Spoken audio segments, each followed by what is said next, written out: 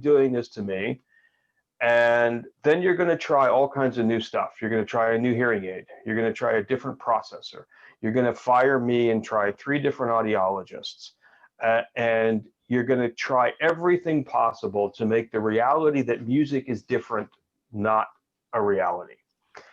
And then you're going to get really sad. And ideally, somewhere in that mad to sad range, you'll find HLAA, an association of adult musicians with hearing loss, and you'll find some support that will eventually get you to acceptance. And if you get to acceptance, then hopefully we can start to move down the road.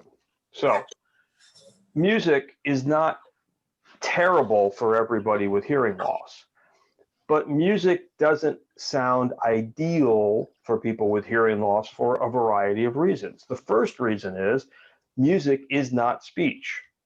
And you're going to say, well, duh, Brad, that's easy. Everybody knows that. But that's a really important thing, because hearing technology, for the most part, is designed for speech. Hearing aids, cochlear implants, Bahas, everything that we stick in our ears to make our audiogram look less like this and more like this is designed for a speech input, right? The other reality is that when you have a hearing loss, your inner ear becomes less precise. It's like a microphone or an amplifier or a combination of microphone and amplifier that has something wrong with it, so that the signal that comes out of that isn't quite the same as the signal that went in, okay? Hearing aids, as I alluded to earlier, they have limitations. They're really good at speech, and sometimes they're good at music, and sometimes they're not so good. But then a beautiful thing happens. If you have a lot of experience with music, if you're a performing musician or a serious hobbyist for years, and then you lost your hearing, then maybe there's some differences. If you absolutely decide, I will only listen to, I don't know, the piccolo trumpet, which is a very high, tiny little trumpet that has a very high pitch, and that's the only instrument that I want to listen to. Well, your possibility of making that sound good through a hearing aid, but if you understand that different instruments have different characteristics, and you're willing to let each one of those instruments be the B flat that we're going to play this song in, maybe by finding an instrument that matches your combination of cochlear limitations and equipment limitations, maybe you can find something that's a little bit easier to deal with. So let's take a quick look at it. This is a visual representation of a basic scale. La la la la la la la la. On top is a voice doing it, and on the bottom is an electric guitar playing the same notes. Now you'll notice that the shape is completely different, right? And so if you build a hearing system that likes and amplifies speech, the top picture, boy, that's really great, right? That's what we want to do. That everything about that is going to match up with how the hearing aid or cochlear implant processor handles that signal. And then we throw that bottom one at it and it has no idea what to do with it. It's like, whoa, that's an awful lot of sound. I don't know what to do with that. It's so tiny and little and Now, from an accuracy standpoint, the bottom one might actually be better, but it doesn't match your system. So it doesn't really matter whether it's correct or incorrect or better or worse or digital or analog. It matters that it matches up with what you have the capability to do. So this is where Tina's going to probably yell at me if I don't get this right. So I'm going to try really hard to get it right. This is a representation of something we call in audiology neural tuning. So the colors got messed up for some reason, but this the line that goes way down and has a sharp peak to it, that's how a person with normal hearing will perceive a pitch, right? So you'll notice that on the left-hand side, the vertical graph is loudness. So the higher up you go, the louder it is.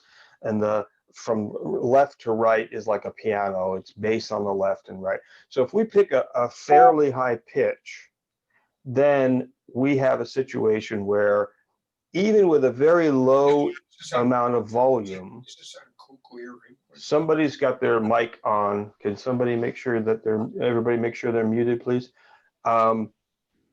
We have with just a little bit of volume, we actually get very precise pitch discrimination.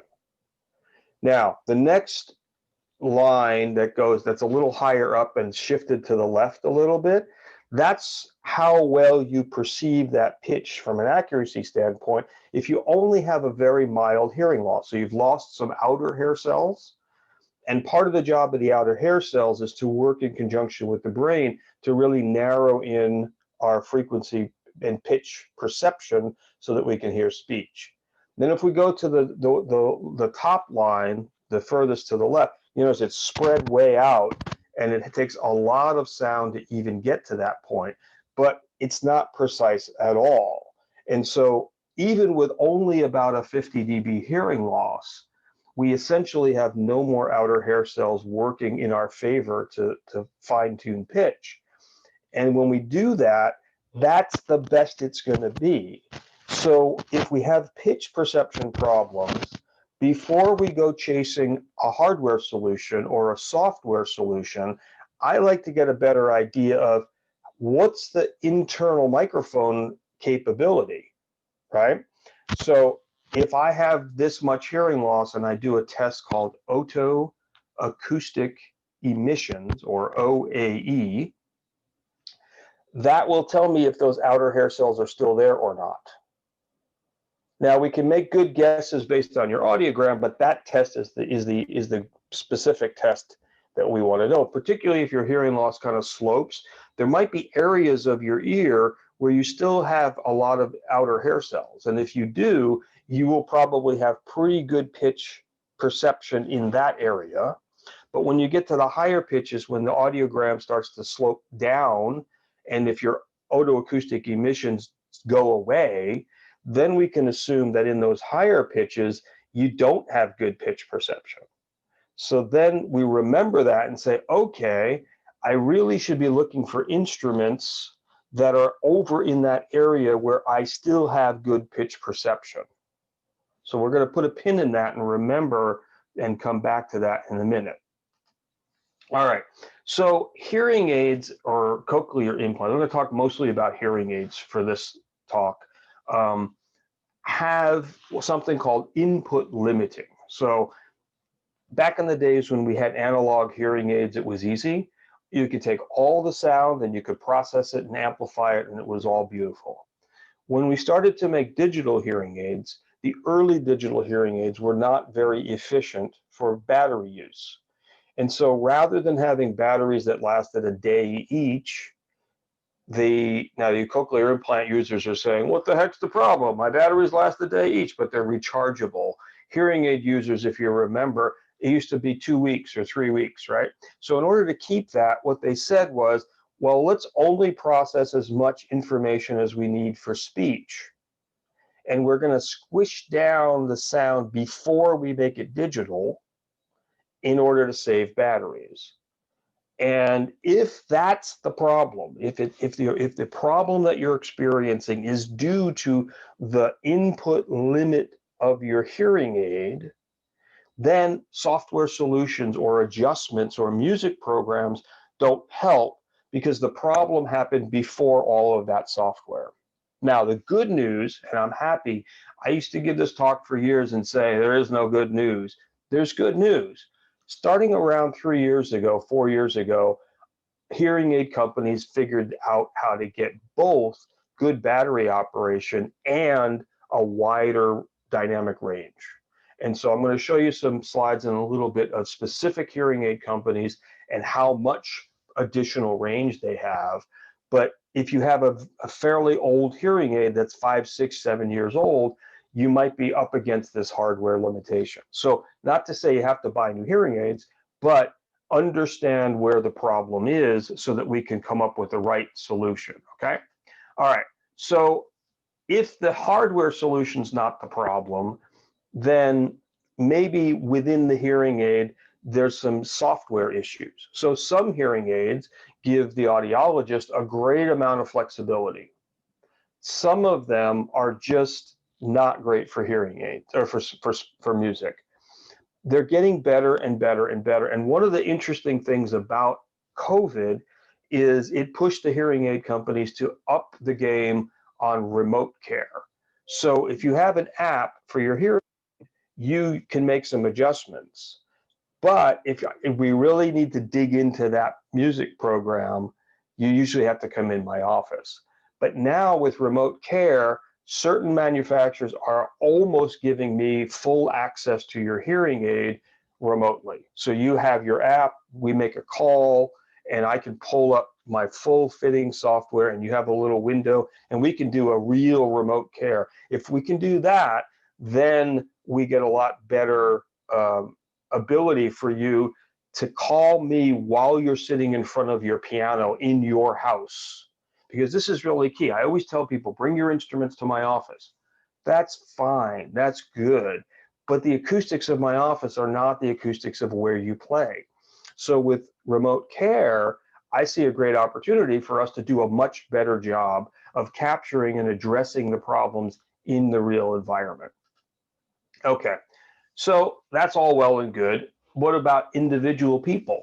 Well, we talked a little bit about this earlier. The shape of your audiogram makes a lot of difference. If you have perfect or near perfect hearing in the low pitches, then we probably have really good outer hair cells, and we probably have really good pitch perception, that really narrow pitch perception. But as the audiogram goes to the right, it starts to dip down. And once we dip down below 50 dB, then we can basically assume that there's very poor pitch perception. Now, if you noticed, the second thing about that pitch perception graph, the point, even though it was less sharp, in each one of those progressive graphs moved to the left. So not only are you not perceiving the pitch as accurately from a narrowing point, but you're not even, it's the wrong pitch. So that has a big effect on what we can do, right? If you've had hearing loss for your whole life, then your brain is really wired for a certain package of sound. If you've had normal hearing and then a sudden hearing loss, well, then there's a lot more memory of sounds, which could be a benefit, but it could also be a detriment, right? If you had hearing loss for 20 years and then got hearing aids, then there's some cobwebs between the ear and the brain, and we're going to have to work on cleaning those out. And when we do that, we have to work on the easy stuff first, which is speech perception, and then get to the music stuff later. And this is particularly relevant for cochlear implant users. We need to create really strong neural connections for the easy stuff, which is speech and quiet first, and then speech and noise second, and then finally music. And finally, if you're a musician, if you had musical training, you have a better vocabulary, you have a better way to know whether things are right or wrong. And if, for example, your ear always makes everything flat, so if I play an A, you always hear it as an A flat. If it's always a half a step low, if I know that and you have a good musical vocabulary and I have a good musical vocabulary, then we can say, okay, every time I hear something, I already know I'm a half a tone flat, so I'm going to play everything up. That's called sort of auditory transposition. When I play music, I'm a saxophone player, or I was, and if I was playing a tenor saxophone, I would read piano music and I would transpose it by sight. So if I was playing a B flat instrument, I would automatically add 2 sharps and read up a second. If I was playing a baritone saxophone, I would add 3 sharps and down a third. So if you're a musician, we can have that conversation. And it doesn't mean you're going to do better or worse. it means it's a different experience, right? So here's an interesting thing. I took my Aerophone and I made some recordings and used a visualizer program to kind of see what does that look like. Now, I'm not a trained singer, so there's a lot on, if you look at the human voice slide, there's a lot of kind of gravelly noise on the low end, but that biggest peak there at 440 hertz is the primary. And then you see there's a couple of harmonics, the peaks that come to the right of that. Just below that is the synthesized sound from my Aerophone. It's almost pure. You see that? It's a very sharp peak at 440 and one little peak after that, but really very clean. Look at the trumpet. The trumpet has a very sharp peak and a large peak at the primary frequency, and then a whole bunch of what we call harmonics, right? Overtones. And so does the violin. So it's important to look at the spectrum, the shape of the sound you want to listen to. And if you're one of those people who had that really good, sharp pitch perception in the high frequencies, then the trumpet or the violin or the human voice makes a lot of sense. But if you're a person who has really poor pitch perception in the high frequencies, then the synthesized, that might be better because all of the energy is where you can actually hear it, and you don't have any sound beyond that that your ear can mishear and create a weird distortion, right?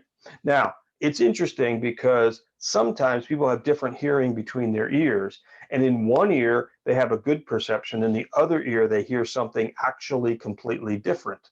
We call that diplacusis. And it's, again, really important that you and your audiologist understand what's the real problem. If the problem is your ear, then hearing aid adjustments don't fix that. Maybe training fixes that, maybe some other thing, maybe different hearing instrument selections fix that. But unless we really know, are we dealing with an ear problem or a hardware problem, it's really hard to make assumptions. Now, the interesting thing about what I just said is that the typical hearing test does not address that question very well at all. So an audiogram tells us very little, in fact. And we'll talk a little bit more about that in a minute. But can we fix it? We can make it better.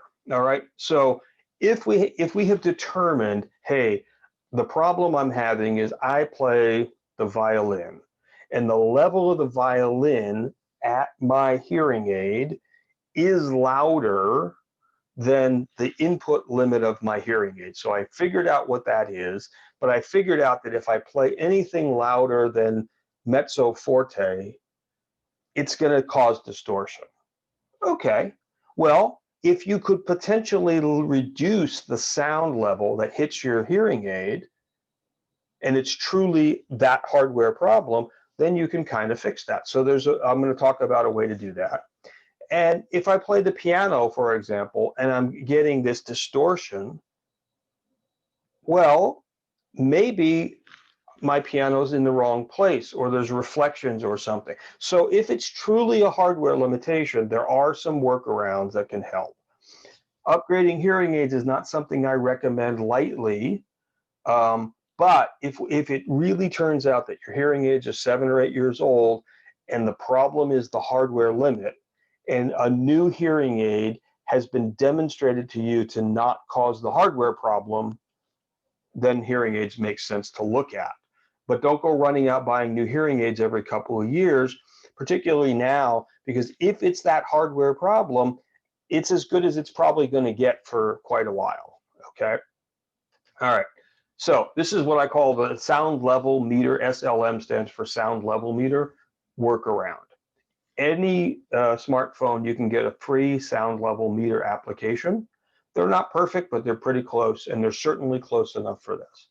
So what I want you to do is I want you to pick some recorded music, and I want you to put yourself in a comfortable position about 3 to 5 feet away from the speaker. And I want you to start playing that music and turn on your sound level meter. And then turn the volume up slowly until you begin to hear some distortion in your hearing aid or cochlear implant. At that point, you have most likely exceeded the input limit of the hearing aid or cochlear implant. Take a look at your sound level meter, and if it says, oh, 114 dB, okay, well, turn it down, turn it down, turn it down. Oh, the distortion's gone. Oh, 112. Okay, so somewhere between 112 and 114, I am getting distortion in my hearing device. So then remember that and say, okay, let's give us a little breathing room. So 108, 107. That's the maximum I'm ever going to listen to music. And if you do that, and if in fact the problem is the hardware limit of your device, if you keep it at 107, then you'll never have that distortion. You don't have to have a new program for your hearing aid. You don't have to do anything else. You simply have to control the level that comes into your hearing device. All right, now that's great for recorded music because you have a volume control. What if you go to a live music event? Well, in a live music event, unless you own the bar, you can't tell the sound guy to turn it down, right? So you can do that same thing. Now, this would be the ideal if it's a local joint that you go to all the time. And of course, we're talking in the future when COVID is less of a problem. But if it's a place you go all the time, you call the manager, you say, look, I have hearing loss. I love coming to hear you guys. There's a little issue that I have with my hearing technology. Can I come to either a rehearsal or a sound check and make a couple of sound level measurements and pick my seat in the room? And then I'll give you a $20 tip and you'll give me that seat when I come in. That way you move around the room. And in this case, the further you are away from the speakers, not the stage necessarily, the better off you're going to be, right? And if you move yourself and you find that sweet spot, then you just reserve that table and you have a chance. Live music is incredibly difficult to control because it is what it is. Now in Denmark, interestingly enough, I was playing at an open mic there, and they had a little sound level meter mounted right in front of the stage. And because of a noise ordinance, if it got to a certain level and stayed there for 30 seconds, it would shut off the sound system because they had a very strict noise ordinance. That's not going to happen here, but you can, again, get a better idea. If you're listening to orchestral music or theater, it's a lot easier to do that because the sound levels aren't as big. If you're in a small bar or, music joint, it's going to be really difficult because it's always going to be loud, right? All right, so here's a couple of pro tips for you. When you're playing is, again, difficult. Like I said, our instruments generate a lot of sound. So if you can reduce it, and just like if you have poor pitch perception, you should use a visual tuner. And I used to use a visual tuner while I was playing in a band because the acoustics of the room were so bad, I had a hard time hearing myself. So I would just take my smartphone and put it on my music stand and run the visual tuner all the time. And I don't have a hearing loss. So that's one thing. But if you can find a visual tuner that also has a sound level meter built into it, then you can also monitor that and try to keep that input level to your microphones down a little bit. The other alternative for playing live music is, rather than using your microphones, you could stream the data in. But there's a little bit of an issue there. That's an entirely different talk. That's probably a talk that Tina and I need to do together because it involves a lot of technology and lag times and all of that. Okay, Tina's giving me a great tip, and I'm going to take it. If your musical instrument is your voice, again, same kind of thing. Our voice to our hearing aid is very loud. When I'm speaking at 1 meter, you're gonna be, my voice is about 60 decibels. My voice at my own ear is about 80 decibels. So hearing aids for their speech programs take that into account. For music, again, we're not talking about the output as much as we're talking about the input. So again, that's really, it's a hard thing. And I don't have a great solution for it other than do some real world measurements and say, when I sing here, it's fine. When I sing here, oh, that's too much. And figuring out, man, how can I do this? Pitch is similar, right? Training pitch. You might have to just get to the realization that your ear is now distorted to the point where it is unreliable as the primary reporter of the pitch that you're singing. And you may have to just say, look, I'm going to use a visual tuner all the time from now on. It's not a crutch, it's a tool, right? So certainly worth looking at. Now, pianos are interesting to me because I used to do a lot of sound engineer work, and so I had to figure out 10 different ways to microphone a piano, right? Because different pianos do different things. And the typical thing I hear all the time from people who email me is, I play piano and I have this little upright piano and it's just too loud. And I then ask them, where do you play? And invariably they have it in this beautiful room overlooking a lake right in front of the window. Well, the window is a reflector of sound. And so if you're playing your piano, the sound is generating off the back of the piano and it's hitting the window and it's amplifying. So if you're getting distortion with a piano, think about where it sits in the room, and is the room contributing to the loudness and also potentially a little delay of the reflected sound. If that's happening, then start to remove some of those obstacles. Move the piano a little bit farther away from the wall. Put some absorptive material around the piano. You don't have to build a sound room, but put a carpet down and close the drapes. Play around with different positions in the room. My uncle, after he lost his hearing, he and my father built a house for my uncle and my aunt. It was a mother-daughter house. My grandparents lived there. But they had a gigantic, great room that was going to be where all the grandkids got together, right? And my uncle, who didn't finish high school, he and my father kind of figured out that if they built the room in a certain way, it would amplify sound in a positive way. And my uncle moved his piano around and had a position for his piano and a position for the lid of the piano and a position of his chair that was precise to about 2 millimeters. And if he sat exactly there, the room amplified the sound enough that when it hit his right ear, which he still had some hearing in, he could hear. It was an amazing feat of architectural acoustics that happened by two guys who didn't know anything about acoustics. They just knew, sounds good here, whoops, sounds bad here, oh, sounds bad here. This is the spot.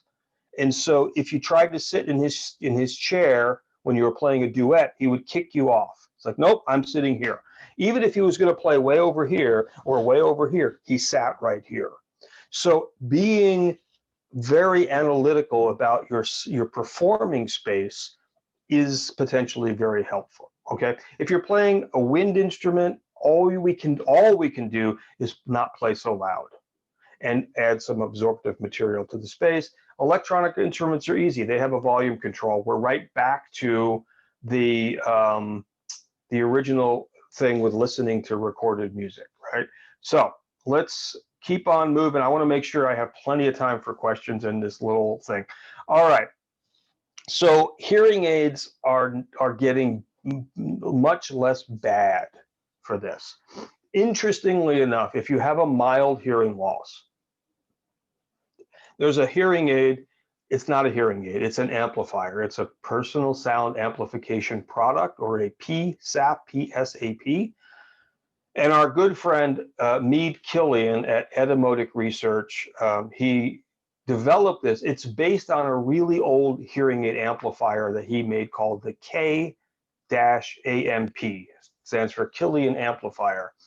And that was the best music hearing aid on the planet, and they stopped making it. It got resurrected as a digital amplifier for a short period of time, and then it got resurrected again as the Beam. The beauty of the K-Amp is it does not have an input limit. It processes all the sound. So if you have not worse than about 40 or 50 dB hearing loss at 3000 hertz, this thing's a couple $100 for a pair of these. And it might be your performing hearing aid. It's certainly interesting and it's super low tech, but it also has zero distortion. So it's really, really an amazing opportunity for some people. And it's cheap, right? $200. Okay, now hearing aids, regular hearing aids. So what I did this week is I called every manufacturer, all the big 6 manufacturers, and I worked my way through the food chain until I got somebody who could actually tell me how much sound can I put into your hearing aid before it starts to limit it and therefore cause distortion. What can I do as an audiologist to turn all your marketing stuff off? And how much adjustment does the user have? Right? So Oticon, they call this input dynamic range. It's not the best term for it, but it's the term they use. They borrowed it from cochlear implants. It's fine. So if you have an Open S, or a More, that's their newest hearing aid, you can jam 113 dB into that. Oops, I have dB twice. You can jam 113 dB into that hearing aid before it starts to compress. So if you're playing an instrument and your sound level meter test says, I'm never over 110, that's a great option for you from a distortion perspective. So, okay, great. But can I, as your audiologist, really make it linear if I want to, turn off all the compression, which is what we like to do with music? Yes, I can. Okay, so that gets a check. You have a little bit of control in the app. You can do a bass, a mid, and a high. And it kind of amazes me that we have hearing aids with 20, 25 channels of frequency adjustment, but I'm only going to give you 3 because I can't trust you with 25. It's ridiculous. And you can also adjust if you're using some streaming device. So you're playing with a band and you get a feed from the mixer, and the mixer goes into, say, a Connect clip, and it streams to your hearing aid. In your app, you can determine how much your hearing aid microphones versus that streamed direct signal come in. So that's good. That's good job, Oticon. That's not bad. So what that means to me is, if you come to me and you have Open S or More, and you're struggling with music, it's probably not the input problem, because 113 is pretty good, right? Unless you play a violin, and then we're right on the edge. Okay, let's look at it, the next one. Phonak. Phonak's pretty popular with this HLAA crowd. They have 118 dB headroom. That's pretty good. That's better. I can do all of the programming I need to do. You have, from the Belong to the Marvel to the Paradise, those 3 versions, you can get in there with an app and do that. They do have remote care. It's not fantastic. It's okay. It's getting better. But that's another good process. So if you have an old Phonak, like a Q series, not so good. Now, if you have a current Advanced Bionics processor, a Naida QCI, you'll have a Naida Link, which is a Q level. That's going to be terrible. When the Naida processor is updated to the Marvel, then the companion hearing aid will also be a Marvel, and you should have the 118. So if you're due for an upgrade and you get the companion hearing aid, then we should be in good shape, right? Resound does really well. They have 116 dB input. They're on the Enzo products, which is the higher power products, I can get in and make it linear. The audiologist I talked to was dubious about my ability to subvert their algorithm for the lower power versions. Having enough experience with their software, I know I can break it and fix it to make it work. So I'm not worried about that. They have a pretty interesting thing in their higher levels where you can get in there and adjust. but they also have mixing ratios in their app for your inputs. So you can use a remote microphone or a TV stream or something like that. So they get a pretty good, but it's only in the Quattro and the One. So if you have a Lynx Squared or a Lynx 3D, the Lynx 3D was the first ReSound hearing aid to be compatible with the cochlear nucleus processor, the 7. So, you know, if you have that hearing aid, is it worth it to go up to the Quattro? I don't know. It depends on how bad your hardware problem is, right? Signia surprised me. So Signia is the used to be Siemens hearing aid. So Siemens took their hearing aid division and they split it off and they made a company called Sivantos. And Sivantos made a brand called Signia. So under the hood, Signia is an old Siemens hearing aid, but it's not called Siemens anymore. They're in 113 for their most current, and the one right below it, the NX and the Experience, not bad. I can do all the programming I need, but they have a really cool, interesting thing. They have a preset starting point for a music program for live recording and musician. So they've done a little bit of research and they've figured out that the settings for listening to music versus playing music versus listening to live music are all a little bit different, right? So they're not going to necessarily be perfect, but it's a better starting point, right? Again, same issue. For some reason, they only trust you guys with bass, mid-range, and treble. That's a ridiculous hardware limitation or software limitation that doesn't have any basis in reality other than their focus group wasn't musicians. That would be my understanding. But anyway, here we go. Starkey, not great. 110. 110 is not bad, but it ain't 113, and it's certainly not 116, right? Now, for you people who are wondering why I'm making a big deal about 3 dB, 6 dB is double, because dB are logarithms. So if I go from 110 to 116, it means I can handle twice as much input sound. That's big. It's only from the Muse forward. I can get in there and dink around pretty well. Their app is this, again, the same thing. If you have a Livio, then you can get, that's their most current one, most expensive one. You can get in there and adjust it, but they gentrify the experience because in order to get 4 bands of adjustment instead of 3, you got to spend more money. So better, perfect, no. Getting better, pretty impressed so far. And then we've got our friends Widex. Widex was really the first to crack the nut of better battery efficiency and therefore the 113 dB limit. And they've had that since the Unique, which is going back 4 or 5 generations, right? They have a new product out. They just announced it called the Moment. And they're doing this thing they call zero delay. Now, one of the interesting things, I just took this training, when you have delay, you mess around with pitch perception a little bit because the sound energy is not happening when we think it should happen.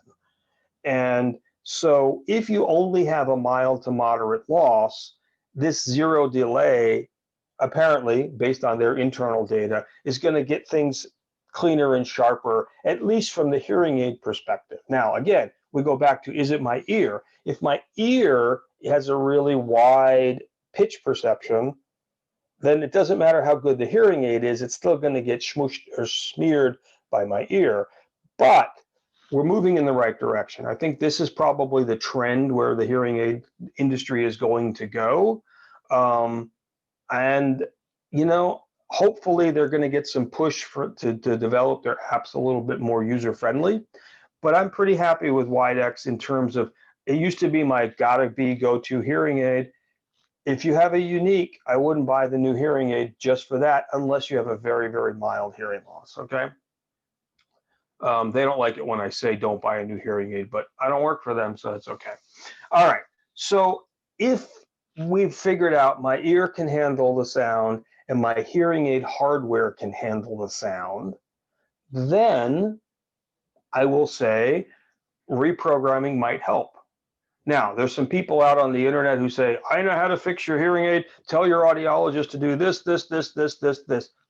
Everything that I've seen written about that is correct theoretically.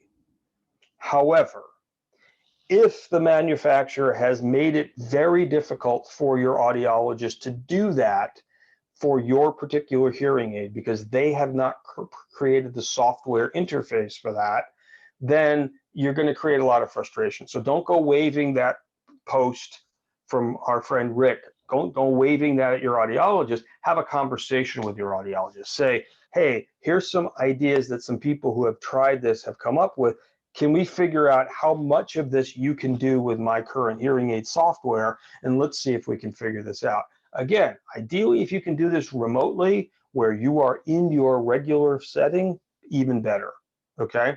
But if you're going into their office or my office, we're gonna guess. And we have to understand that we're guessing, and we have to really understand there is no one solution to fix music because there's so many different variables. All right. However, you do have one more tool, and the tool that you have is the thing between your ears, right?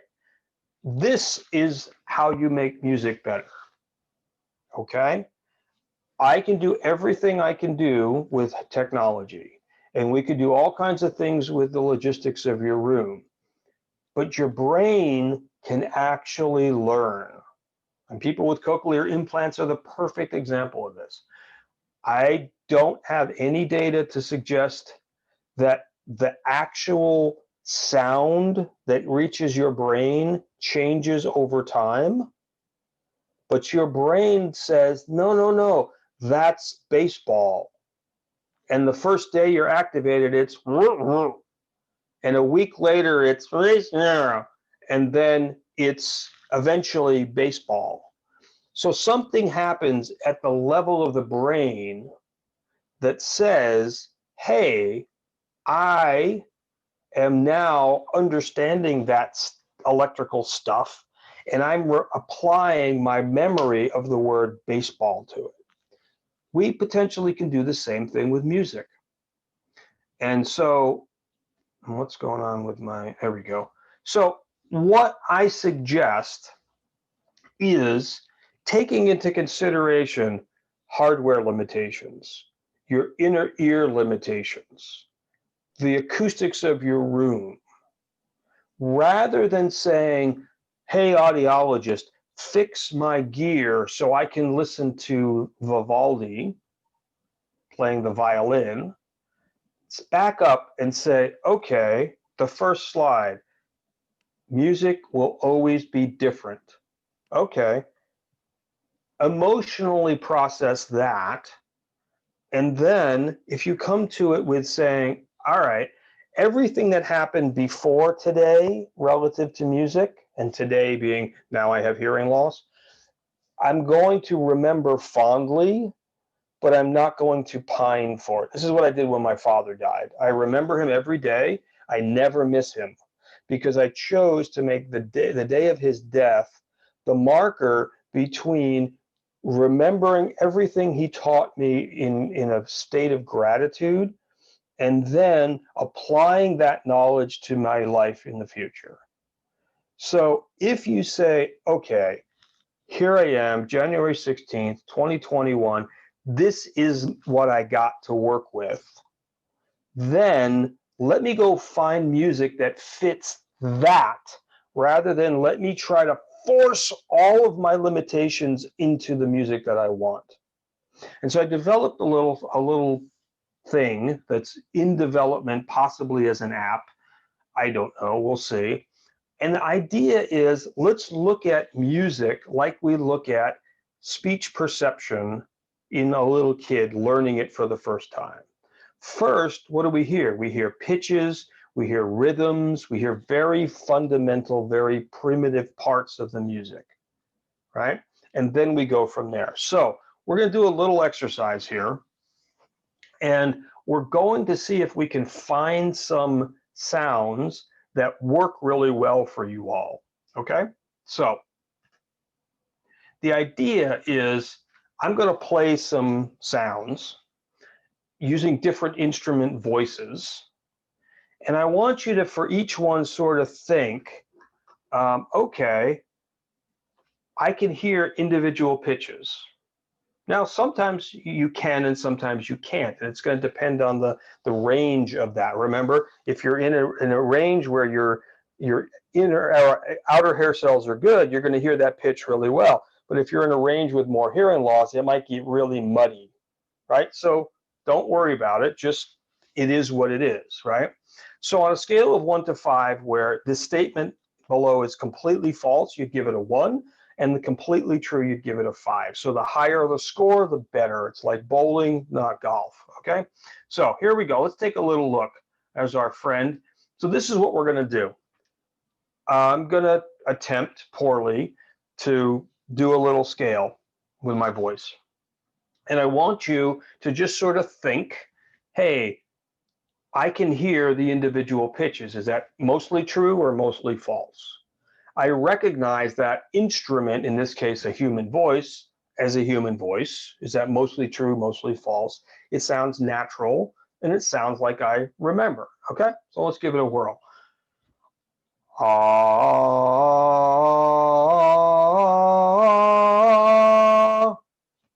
Terrible, early morning, not enough coffee voice, but you get the idea, right? So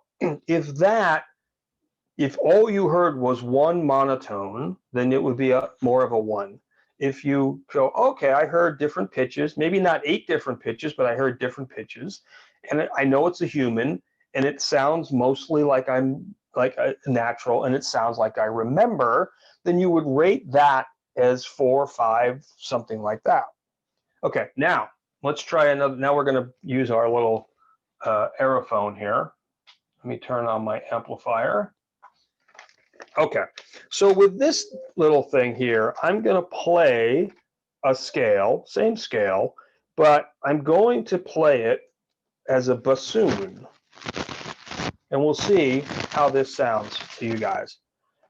Let me turn it up a little bit. Okay.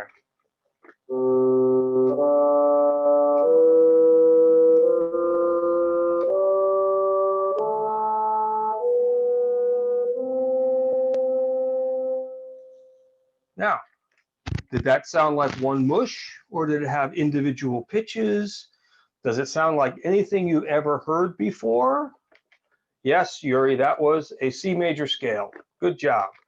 Okay, now, the bassoon I find to be pretty interesting in the fact that it generates sound like a vocal cord, like 2 vocal cords, and it's a tube like a vocal tract. Okay, now let's try another one. This is a cello.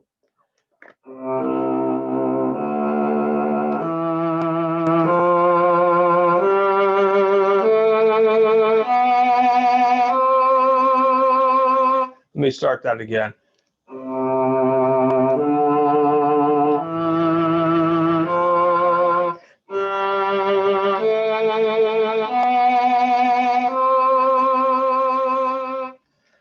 Now, if your hearing is a little better than the bassoon, but not great, that might be a good middle pitch kind of a thing for you.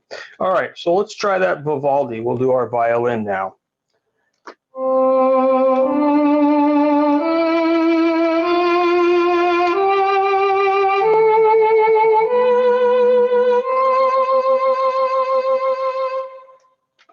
Okay, so that gives you another piece of the puzzle, right? We could also say, well, that's great, but what about the higher pitches? Sure.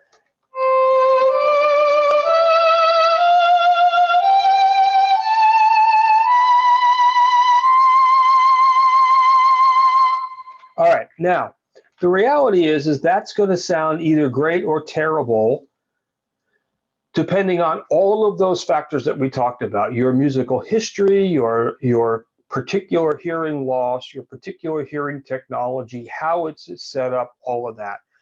But the purpose of this, from my perspective, clinically, is let's get a starting point and then as we start to make changes, let's go back and retest this and make sure we're not screwing it up. Okay, because we can do a lot of things that sound good, but then when we go and we actually measure it, not so good. Okay. All right. So finally, I want to do a quick summary here. Hearing loss will always and forever alter your music perception. It's just the way it is. That technology is going to make it less bad, but it can't fix it. I wish it could. If I could fix it, I would be a very wealthy man, but we have to deal with those realities. If we open our mind and we say, you know what, I've never listened to the bassoon, but man, that sounded pretty darn good.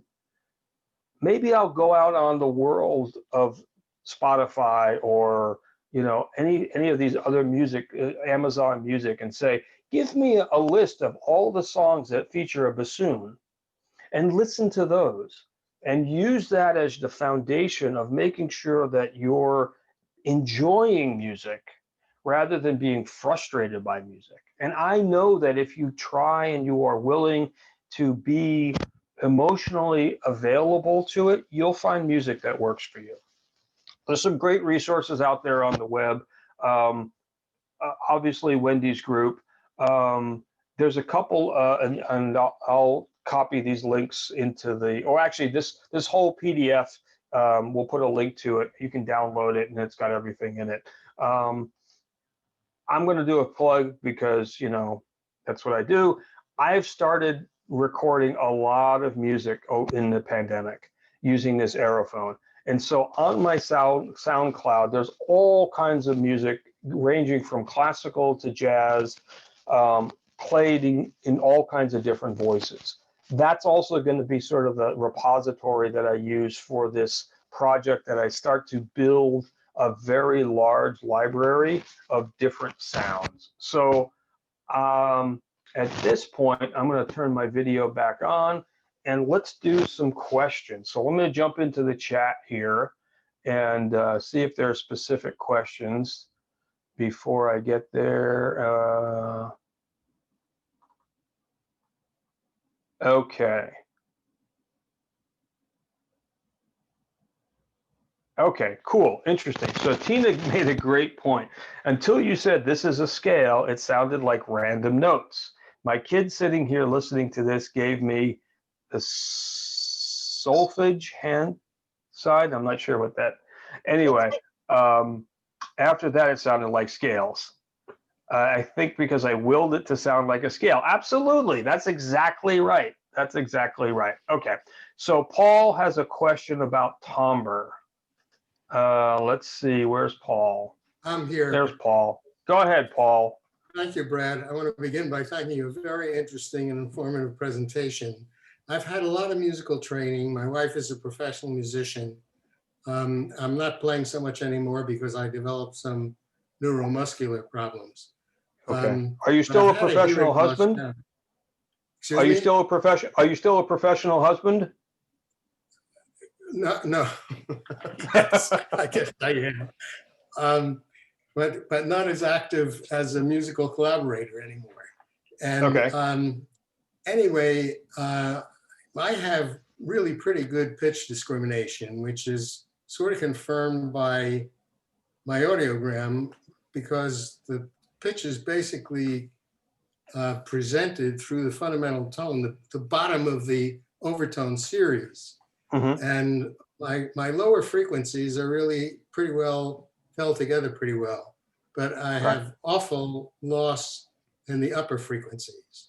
So I've had a real problem with discriminating instruments. I used to be pretty much perfect at it. I played in orchestras for many years. Now I have particular difficulty discriminating among the woodwinds. Mm-hmm. And even my cello, when I have my hearing aid in, it sounds like I'm playing an instrument made out of steel.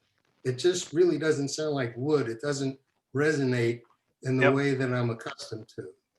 And the basic question that comes from all of this is, what are the limits of the higher frequencies being restored in a hearing aid? if I want to go merely beyond good speech. I do fairly well with speech, but I'd like to improve the quality of the tone color of instruments, and be more responsive to the full frequency range. Sure.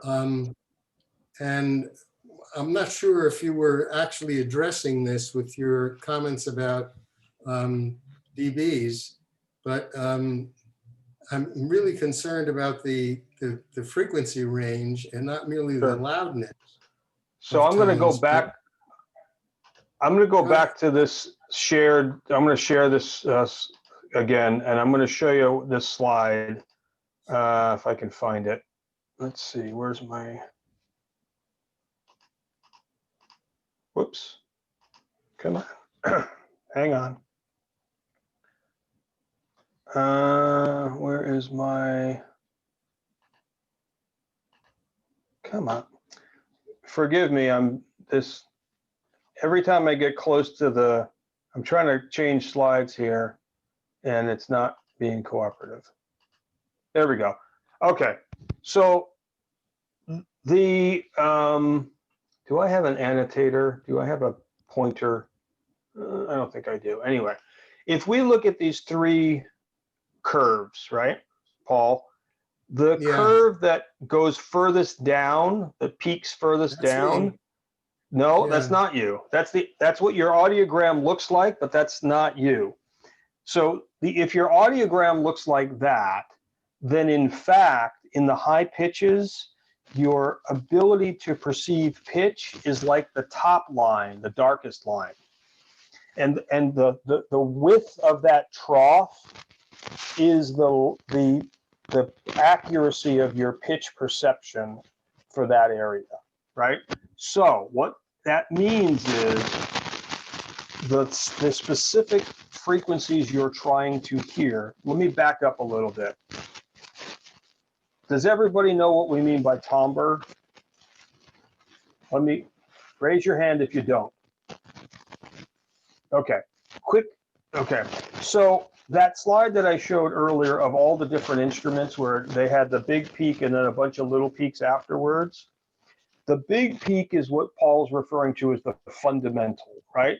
So if I play an A, it has a fundamental, the most of the energy is at 440 hertz, which would be close to the left side of your audiogram, right? And then depending on the individual instrument, there's additional energy that happens at higher frequencies that are mathematical multipliers of that main pitch, right?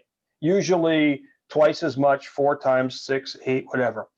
The pattern of those, what we call overtones or harmonics, that particular pattern is the fingerprint of a different instrument. That's timbre, right? So same basic fundamental pitch, but if I have this pattern of overtones, it's a trumpet. If I have this pattern, it's a cello. If I have this pattern, it's a violin or whatever, right?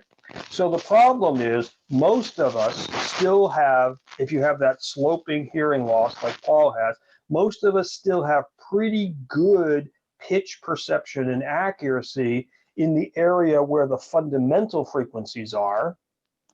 However, because the overtones are in higher frequencies, then the accuracy gets mushier and mushier at the level of your ear. So Paul, to take it into a pro audio analog, the outer hair cell is the preamplifier.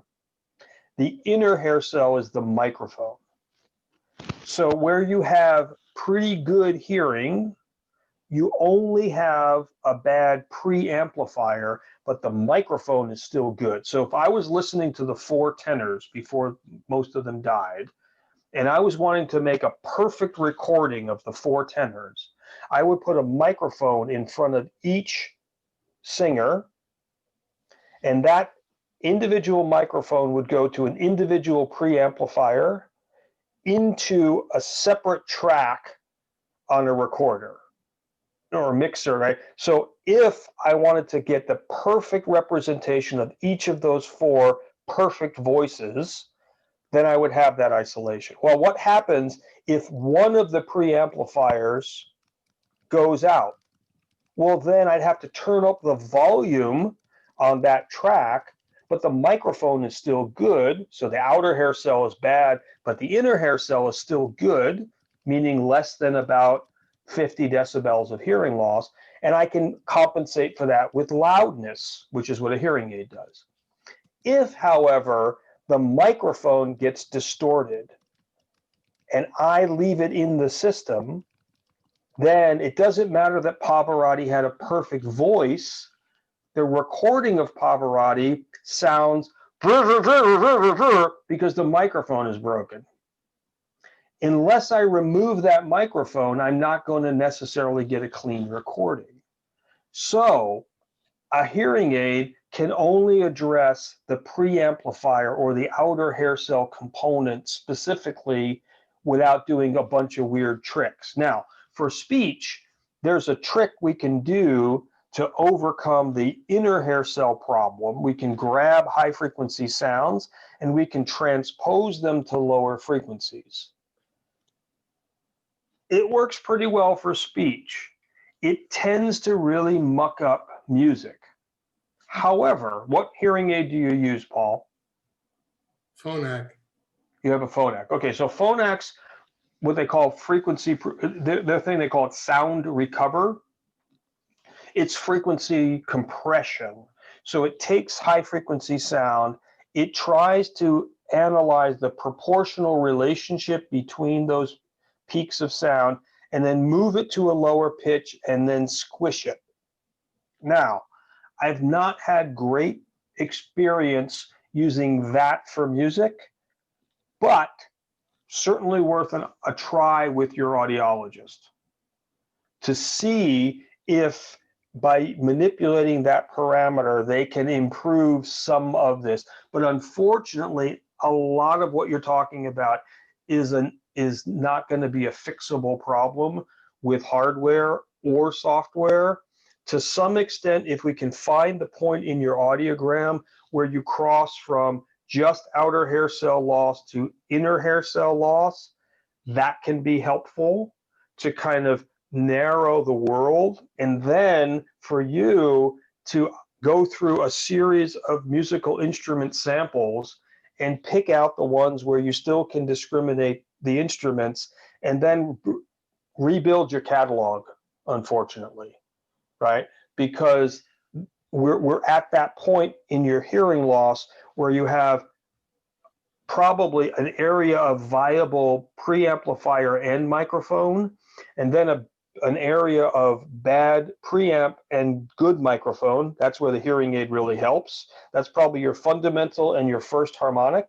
And then you've got an area where your microphone and your preamp are done from an accuracy standpoint. So it doesn't really matter how much we bring the gain up, we're not going to clean it up from a splatter standpoint. So I think the rethink for you is re-identifying which instruments you can still discriminate, and then start to go after different instruments that fit your, maybe you have two harmonic, I don't know how many overtones you can figure that out, how many overtones you can still deal with, and then go find a lot of world music. So more, think of more primitive instruments, think of diatonic scale instruments, think of didgeridoos and bamboo flutes and that sort of thing. By all means, if you can have enough volume without going through a hearing aid, I would, for your cello, you'll do better with a decent microphone system into like a 300 watt amplifier and a pair of cans, rather than trying to take the cello, which creates this amazing rich sound, and jam it into a 2 millimeter wide microphone. That's why it sounds like metal, because you can't represent this thing. Your cello is this enormous spherical sound, and you're putting it through this tiny little mic. That's your problem. So I would try getting away from the hearing aids for listening to music. go into your catalog of music, I'm sure you have a ton of it, and do it with some really good large diaphragm headphones. Get a decent graphic equalizer and do the gain adjustment yourself, but do it in a very linear, non-compressed way and find your edge. Make sense? Thank you. That's very reassuring to me because that's precisely been my experience. I've tended to take my hearing aid out at times listening to music or using headphones and feeling a little bit guilty, like I'm abandoning this device on which I generally really depend upon so much. Yeah. Yeah. Well, yeah. I'll tell you. So way back in like 2001 or 2, when first generation digital hearing aids were out, they had input limits of 87 dB. And I was approached by the parent of a 12-year-old saxophone student because she was always playing out of tune. And I said, and her mother was being pressured by a local audiologist to buy new hearing aids because they had a music program that would fix the problem. And I said, well, let's find out what the problem is. So I had her come into the clinic with her alto sax. I play alto sax. And I said, let's eliminate all the variables here. So I knew my saxophone played dead on in tune. So I gave her my horn. She played a scale. It was perfect. Then I said, now you're going to match me. And I played a C and she played a C sharp. Not with fingering, she adjusted her mouth and I played a D, she played a D sharp. She was a half a tone sharp everywhere. I said, okay, let's try an experiment. So I took her hearing aids out, I put her in a corner so the walls would baffle the sound. And I played a C, she played a C. I played a D, she played a D. I said, do you know Fly Me to the Moon? She says, no, I don't. I said, let's learn it. So I played it behind her. She couldn't see me and she matched me note for note.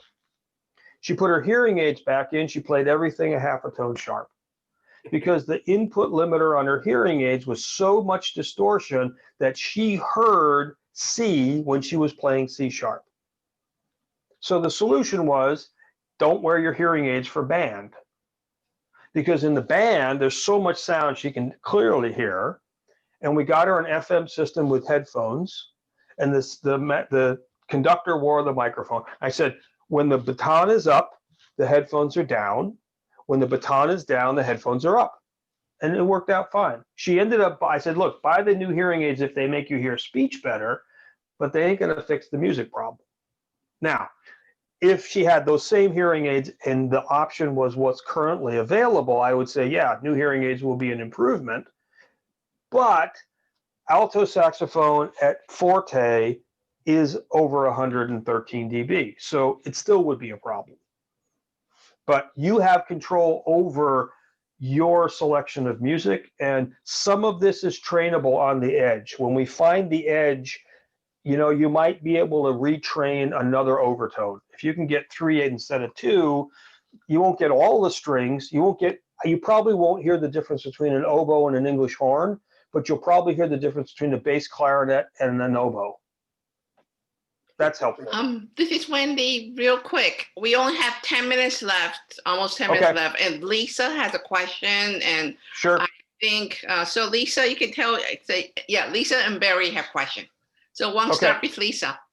I am not a trained musician. I've had no musical training at all. I just hear what I hear, and I'd like to understand.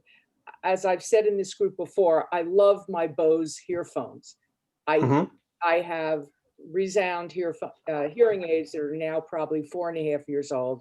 Haven't been to the audiologist in at least 1.5 years. I don't think I've been tested for 2 years, but I'm not going anywhere. And with the Bose earphone, I had recorded the Les Miserables 25th anniversary on the TV.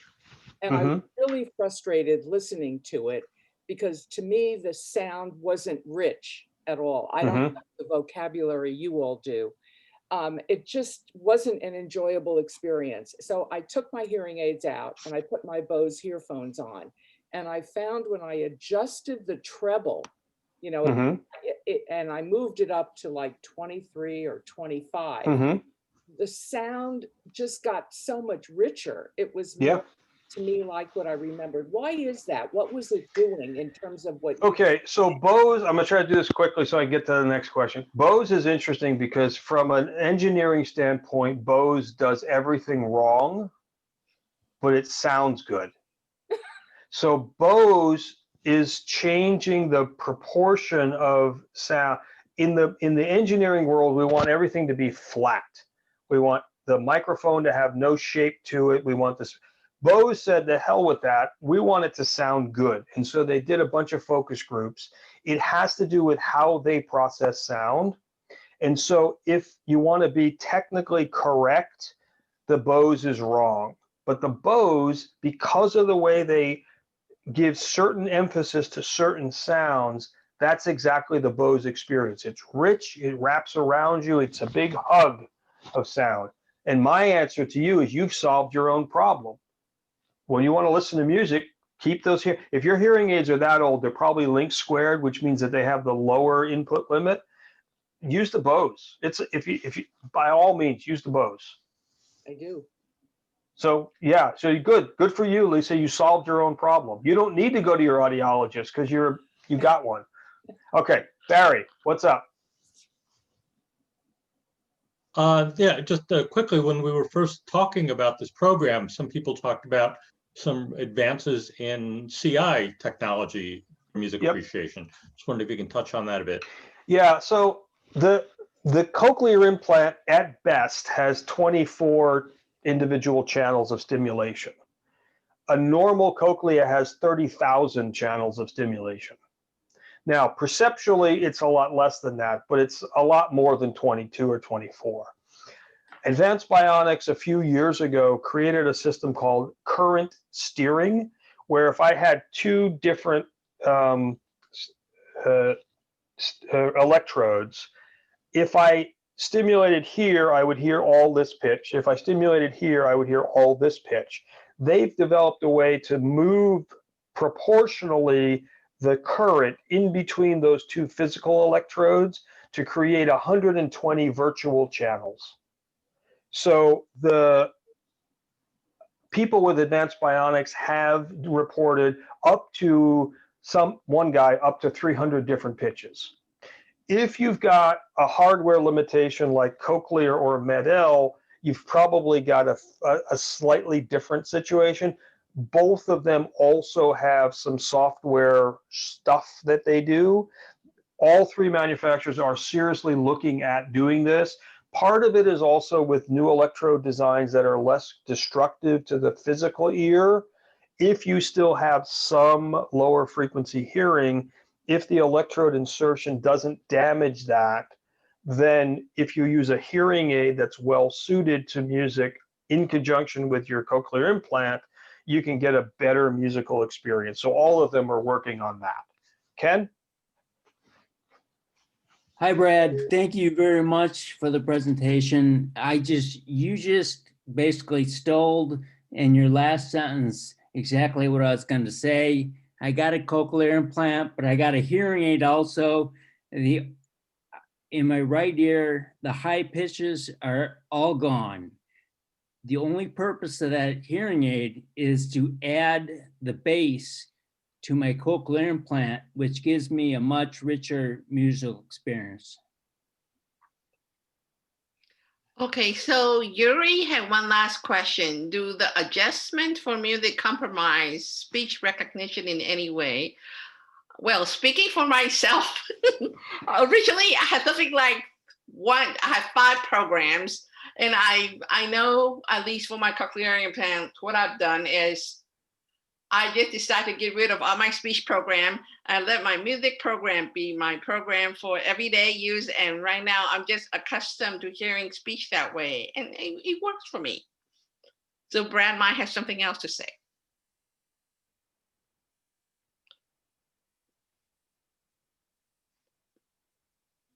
We can't hear your audio. Still can't hear your audio. Still can't hear your audio. Nope. Yeah, even captioner cannot hear your audio, I don't think.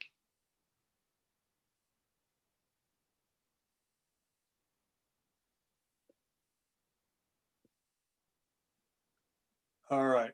Can you hear Better. me now? Okay. Yep. Yeah. Okay. This is my first time with my Sabine tech, and it apparently didn't last the whole meeting. That's weird.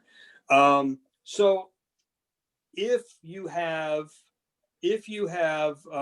different hearing in each ear, it's a little bit different story.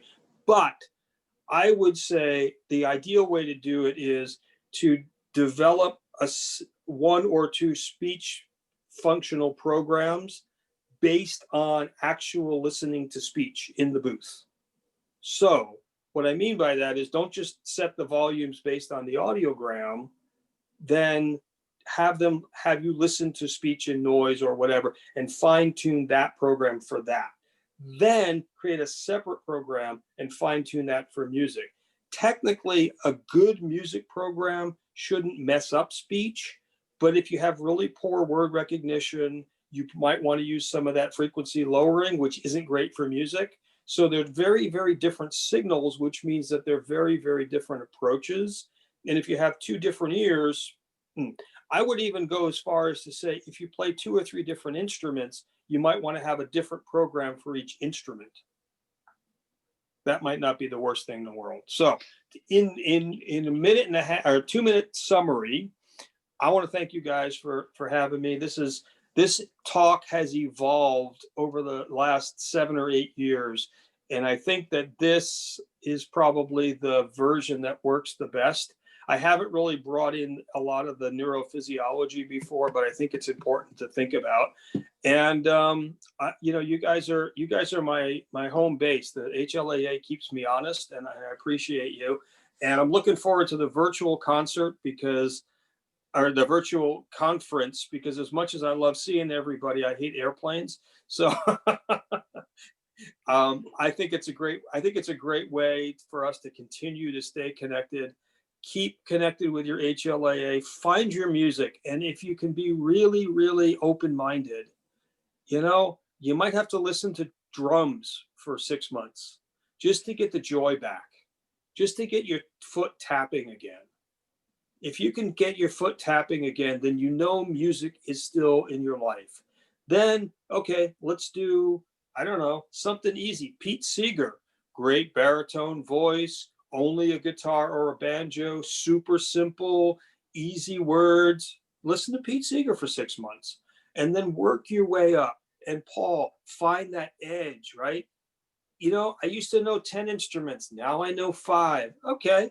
I used to have more hair. Now I don't. Life changes. Life goes on, right? So it's acceptance. It's focus on why you heard music, not what you heard, right? Take your top 10, happy, excited, nervous, whatever. Go find those emotions, and it doesn't matter what it is, right? And when you get done with all of that, just keep doing it and keep doing it and keep doing it. And your collection will grow. Make playlists on Spotify, and keep supporting HLAA, because they're the only ones that are getting audiologists off our cans to do a better job. That's it. Look at that. I hit it right on the head. Bye-bye. Thank you so much. Thank you you. for coming. Take care. If you guys have questions, Thank you. One more thing. Yes, I put Lisa. up in the chat room, you can look for the link to the slides so you can get those. You can also email me or Wendy to get those. And thank you so much, Brad. It's a wonderful, wonderful presentation for us. Okay. My pleasure. Bye-bye. Take care, Thank guys. you. Have Take a good care. weekend.